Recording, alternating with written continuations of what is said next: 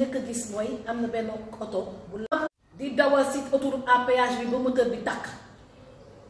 gis nga moteur bu tàkk bi mu tàkkee kenn jàppale wu heureusement que oto bi amoon na ñu fi nekk sama jànk yu ma àndaloon chauffeur bi ñoo débrouillé à suñu propre moyen ba fay ba moteur ba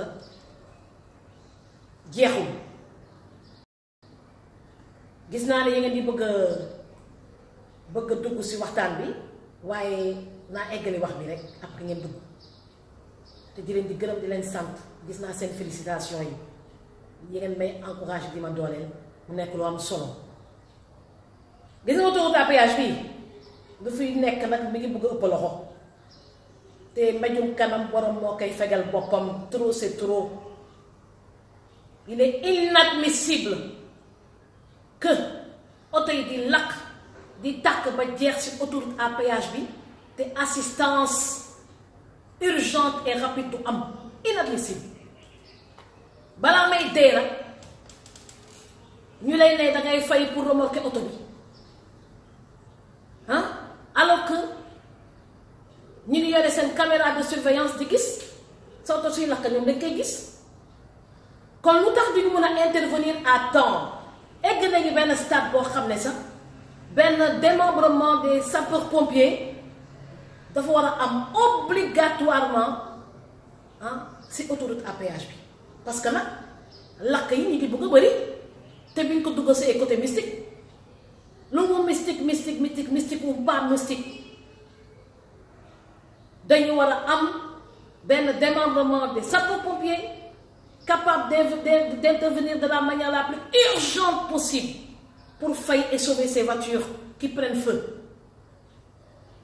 On est dans un pays en voie de développement ou on est dans un village? On est dans un pays en voie de développement ou on est dans un village? ba ñuy permettre lii di am tout le temps des voitures qui prennent feu et on assiste avec retard. C'est inadmissible. C'est inadmissible. L'autoroute à péage qui encaisse des millions par jour. Ils sont incapables d'intervenir de manière urgente pour sauver des vies. Est-ce qu'on mérite d'être traité de cette manière, nous les usagers de l'autoroute à péage? Est-ce qu'on mérite d'être traité de cette manière? On ne mérite pas d'être traité de cette manière. Quel war ñu traité ni ci autoroute à péage ñu si fay 6 000 francs aller-retour day na si ka barke par jour.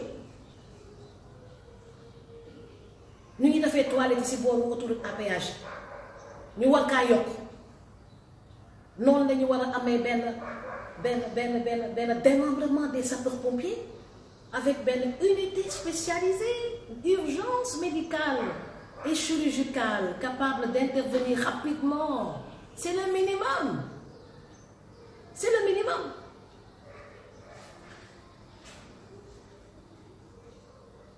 La prévention routière, c'est un secteur qu'il faut beaucoup investir et développer dans ce pays. Permettre aux usagers de la circulation de circuler en toute liberté et dans la tranquillité, no stress. Pourtant, ça peut créer, et ça crée beaucoup d'emplois. Autoroute à péage, il crée emploi. Maintenant, usagers, quand même, il ne faut pas qu'il y ait une non-assistance en personne en danger. Combien de personnes sont mortes dans cette autoroute à péage par défaut d'assistance rapide? Quand on kon su amee ñu bëgg a intervenir si autoroute à péage bi jafe-jafe yi si am ñu leen di xaar de la protection, la sécurité, la non-assistance en personne en danger, manque de lumière la nuit. Nous les Sénégalais, on ne mérite pas d'être maltraités de cette manière pendant qu'on paye tous les jours 6 000 francs par jour. ndax loo poturu loolu su weesoo ndax je vais pas accaparer la parole ndax waxtaan bi c'est entre man ak yéen. Facebook live vidéo